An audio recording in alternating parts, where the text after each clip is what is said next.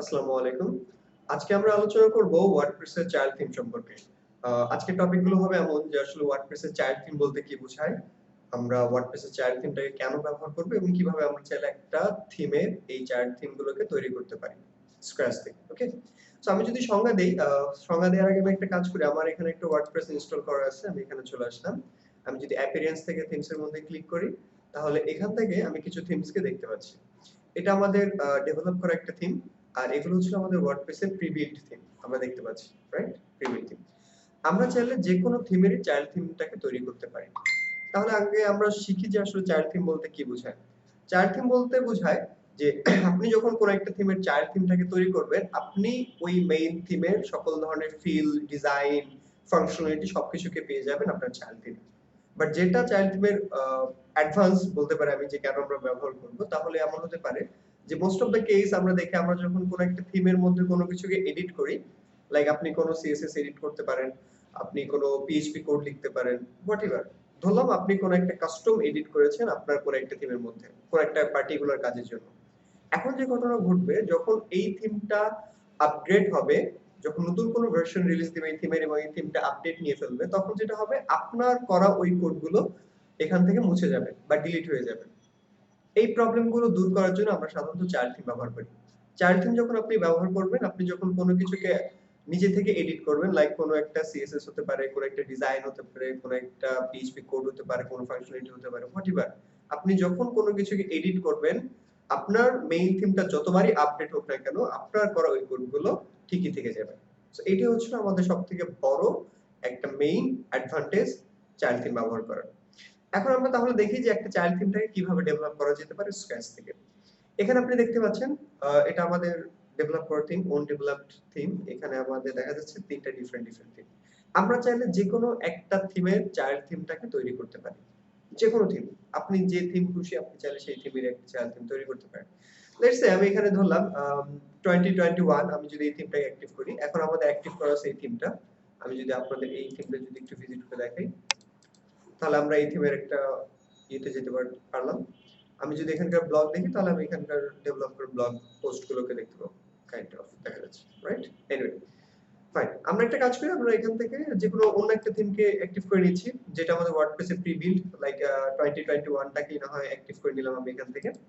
এরপর যদি আমি পেজটাকে রিলোড দেই তাহলে আমাদের ডিজাইন গুলো এখান থেকে চেঞ্জ হয়ে যাচ্ছে। Like this one is for 2021। Okay? So আমি এখন চাচ্ছি এই থিমের একটা চাইল্ড থিম তৈরি করতে। লাইক এখানে যে থিমটা দেখা যাচ্ছে 2021 যে থিমটা, এই থিমের একটা চাইল্ড থিম তৈরি করতে চাচ্ছি। ওকে?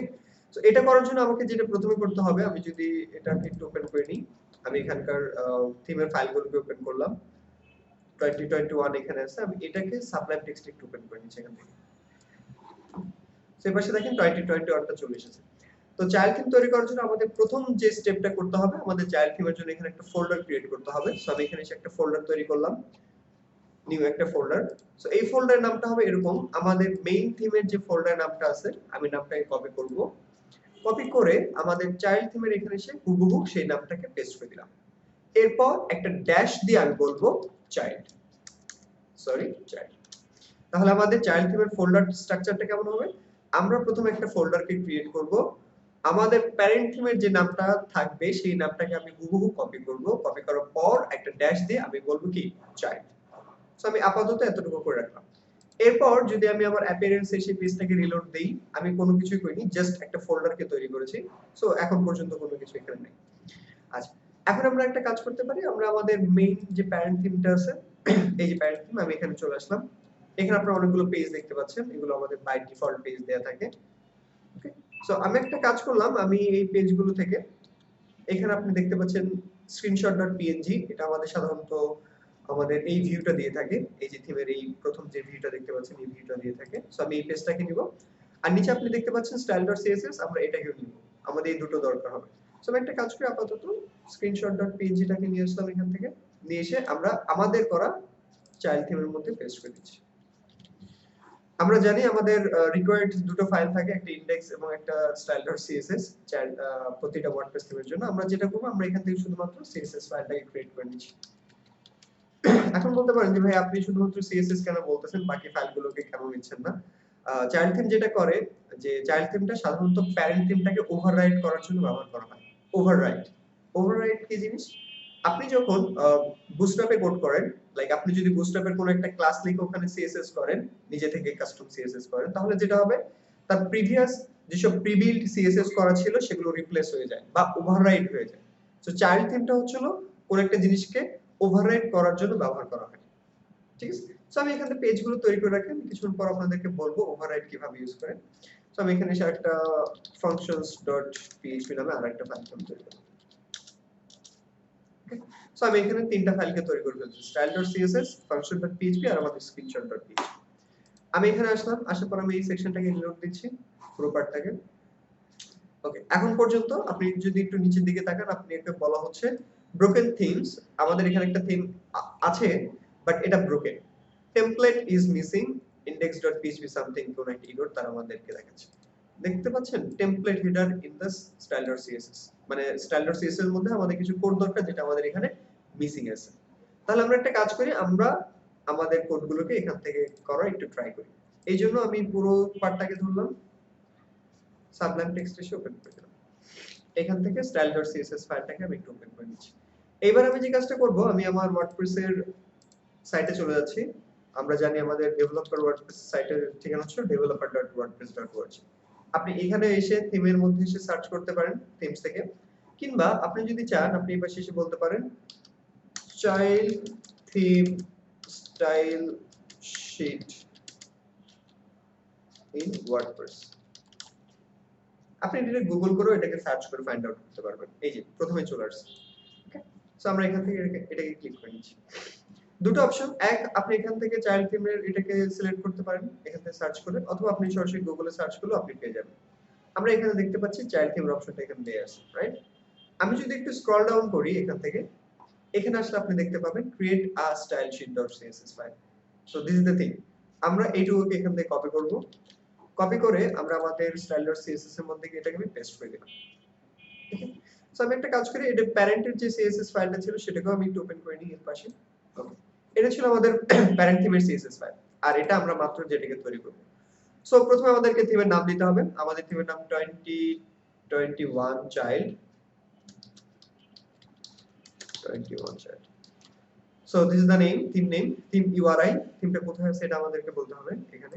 সো এই ইউআরআইটা আপনার আপলোড করার পর যে ঠিকানাটা হবে সেটা দিতে হবে। আমি আপাতত স্কিপ করে যাচ্ছি, আমি এখানে জাস্ট বলে দিচ্ছি TWENTI 21। Okay, fine. This is the description. এখানে আপনাদেরকে ডেসক্রিপশন লিখতে হবে। সো ডেসক্রিপশনের জন্য আমি এটাকে বলে দিলাম অথর। আপাতত যেহেতু এটাকে আমি তৈরি করতেছি, সুতরাং আমি আমার নামটাকে এখানে দিয়ে দিব। এরপর আমার ওয়েবসাইটে ঠিকানা দিতে হবে। সো আমি আমার পার্সোনাল ওয়েবসাইটের ঠিকানাটাকে এখানে প্রয়োগ করে দিচ্ছি। এরপর template. So this is the most important part, template. এইখানে আপনি দেখতে পাচ্ছেন এখানে বলা আছে 2015 এটার জন্য করা। আমি একটা কাজ করব, আমাদের প্যারেন্ট থিমের এখানে আপনি আসার পর এখানে একটা টেক্সট ডোমেইন দেখতে পাচ্ছেন। This is the text domain. So আমি এটাকে কপি করব, প্যারেন্ট থিমেরটা কপি করে আমি এখানে সেটাকে পেস্ট করে দিয়ে আমি জাস্ট বললাম চাইল্ড, সরি, জাস্ট টেমপ্লেটের মধ্যে আপনি আপনার প্যারেন্ট থিমের যে টেক্সট ডোমেইনটা থাকবে সেটাকে আপনি পেস্ট করে দিবেন। তাহলে বুঝতে পারবে যে যে চাইল্ড থিমটাকে আমরা তৈরি করতেছি সেই চাইল্ড থিমটা আসলে কোন প্যারেন্ট থিমের আন্ডারে থাকবে। সো আমি এখান থেকে এটাকে বলে দিলাম 2021। This is a text domain. Let's say copy this one, paste and called child. child and save. তাহলে আমাদের মোস্ট ইম্পর্টেন্ট পার্ট হচ্ছে আমাদের শুধুমাত্র এই টেমপ্লেটের এই পার্টটা। এটা সবথেকে মোস্ট ইম্পর্টেন্ট যে আমাদের এইখানে কি কাজ করতে হবে, প্যারেন্ট থিমের যে টেক্সট ডোমেইনটা ছিল সেটাকে নিয়ে এসে এখানে কপি পেস্ট করতে হবে। সো এইবার আমি আমার অ্যাডমিন প্যানেলে আসলাম, আসার পর যদি আমি এই পেজটাকে রিলোড দেই, তাহলে আপনি দেখতে পাবেন একটা মজার জিনিস, আমাদের এখানে একটা চাইল্ড থিম তৈরি হয়ে গেছে, লাইক 2021 চাইল্ড। আমি কিন্তু কিছুই করিনি, আমরা জাস্ট এখানে এসে এই চাইল্ডের মধ্যে একটা ইনডেক্স ফাইল, সরি, function.php টাকে তৈরি করেছি যার মধ্যে কোনো কোড নাই, একটা স্ক্রিনশট, একটা style.css, এর মধ্যে শুধুমাত্র আমাদের এতটুকু কোড अवेलेबल। ওকে, এইবার যদি আমি আসি, আশা করি আমি আমার সাইটটাকে লোড দেওয়ার পর আমি অনেকগুলো ডিজাইন দেখতে পাচ্ছি আমাদের মেইন থিমটাতে।